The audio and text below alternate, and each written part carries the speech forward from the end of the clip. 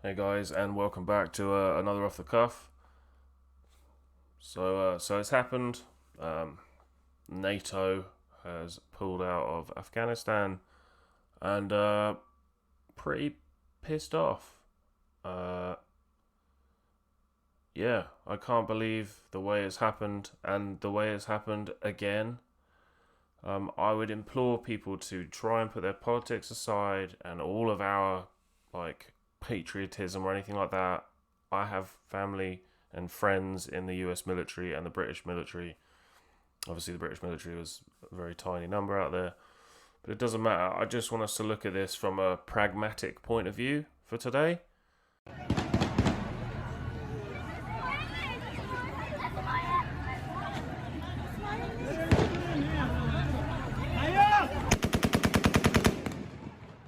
Biden has to own this. Former commander of US forces in Afghanistan, David Petraeus, says withdrawal is catastrophic for the US, a serious mistake and an enormous national security setback. President Joe Biden says approximately 5,000 US soldiers will assist in the nation's evacuation from Afghanistan. Pentagon officials estimate that 30,000 people will have to be evacuated. Biden has set an August 31st deadline. General Petraeus has called the withdrawal a serious mistake. President Biden must take full responsibility for his decision to withdraw from Afghanistan. As Taliban warlords roll into his capital, Kabul, a top US general has warned. General David Petraeus, the former commander of US and international forces, is calling the withdrawal a serious mistake and says the decision could be catastrophic. This is an enormous national security setback, and it's on the verge of getting much worse unless we decide to take serious action. The outcome, whether it's the Taliban taking over the country or it's the kind of civil war that we saw in the wake of the collapse of the post-Soviet government, there are no good outcomes here, Petraeus said. In fact, there is nothing more than horrible outcomes unless we are willing to acknowledge that this is not going as more optimistic projections laid out and take stock. Petraeus spoke after President Biden had reaffirmed his administration's plan to withdraw US troops from Afghanistan as Taliban forces continue to advance on the country. So the states said that, because obviously, it's America is always at the head of these NATO things. That's just a fact. They said last year that they were going to leave. I thought that was a good idea in theory, because I just think that, they call Afghanistan the graveyard of empires because the British Empire, the Russian Empire, and maybe another empire have been there and failed. The landscape, the climate, the fact it's landlocked, the fact that the people there are fighting people that have been there for thousands of years and know the terrain like the back of their hand, usually better. It's a very, very difficult place to work with. Is also, in my opinion, not our business.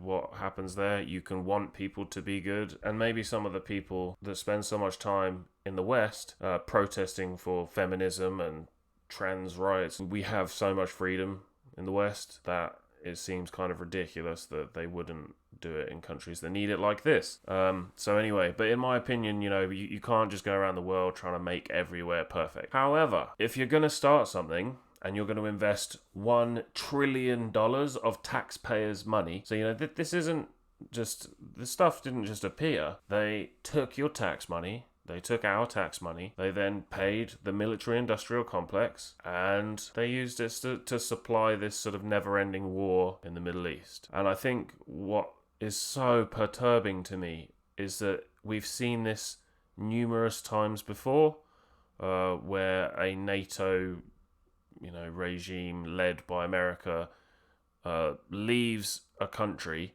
a very fragile country. They leave them in a rush.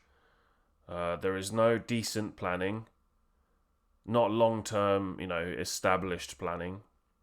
They'll make like a little 6-month or a 9-month thing, which is never going to work. Imagine trying to hand over a country in 6 months.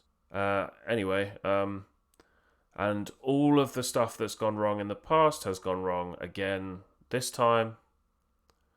We were told that there was very little chance of the Taliban taking over Afghanistan, at least in the short term. Is the Taliban takeover of Afghanistan now inevitable? No, it is not.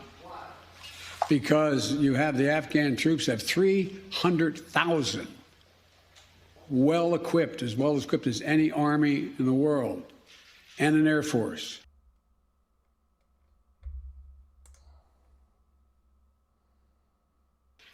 Against something like 75,000 Taliban. It is not inevitable. That didn't seem to work out very well.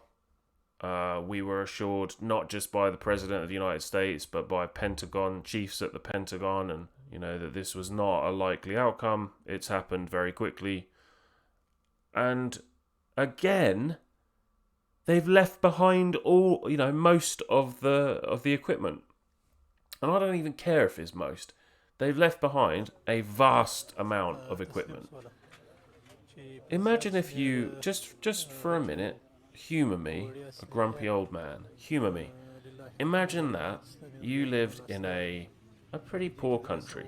The world's most powerful nation comes in with a few of its mates, a few of its chums, and they try and settle your country for a bit. And then over the course of about 7 or 8 months, they tell you that they're now leaving, and that there is a slight threat that a bunch of terrorists are going to rule your country, and that it's going to completely change. Women won't be able to work in certain institutions, and they're going to go back to their ways. And this country leaves fairly quickly, and they leave behind all of their state-of-the-art equipment.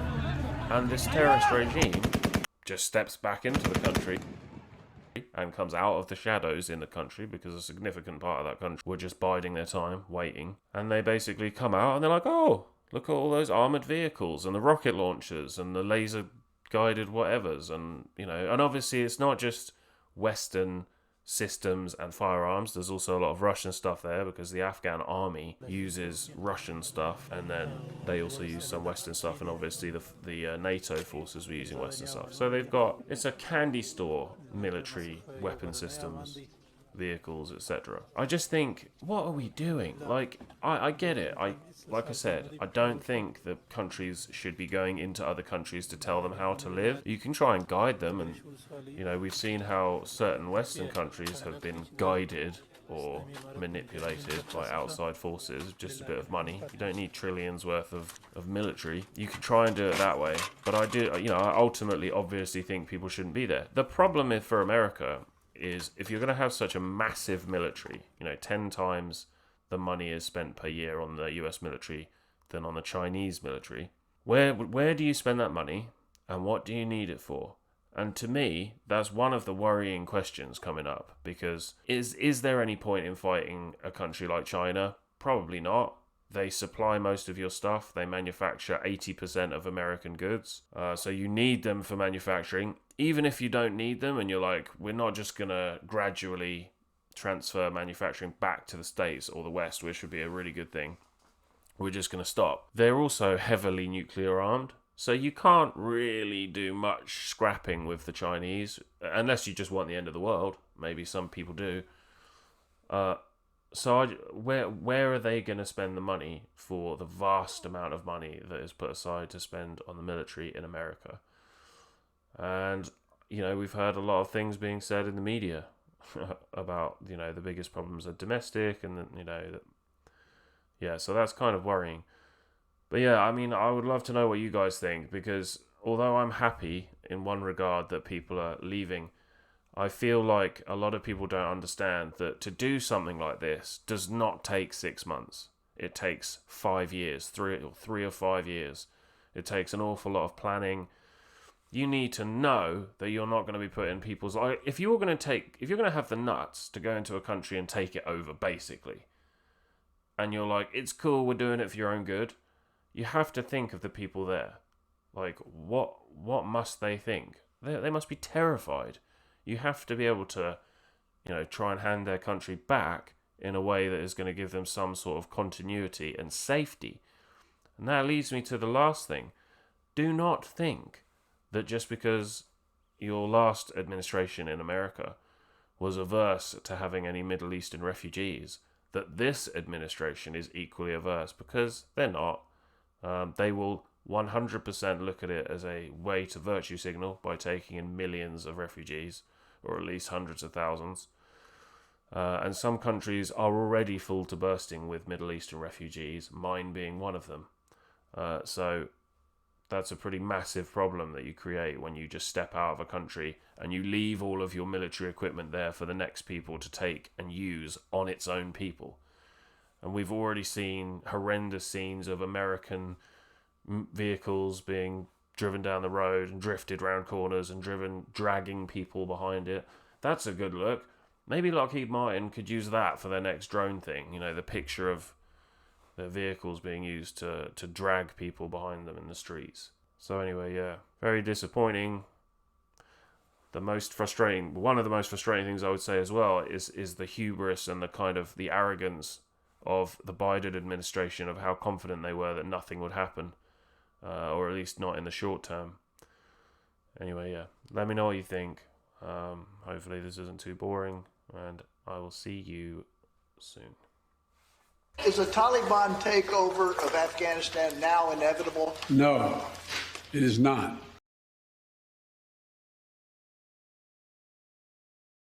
And there are warnings that Kabul could fall within 90 days. The situation is under control in the city. Our fighters are patrolling in the city. All the people are very happy. All the people are very happy. All the people are very happy.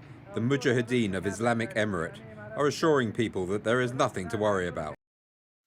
Winston stopped writing, partly because he was suffering from cramp. He did not know what had made him pour out this stream of rubbish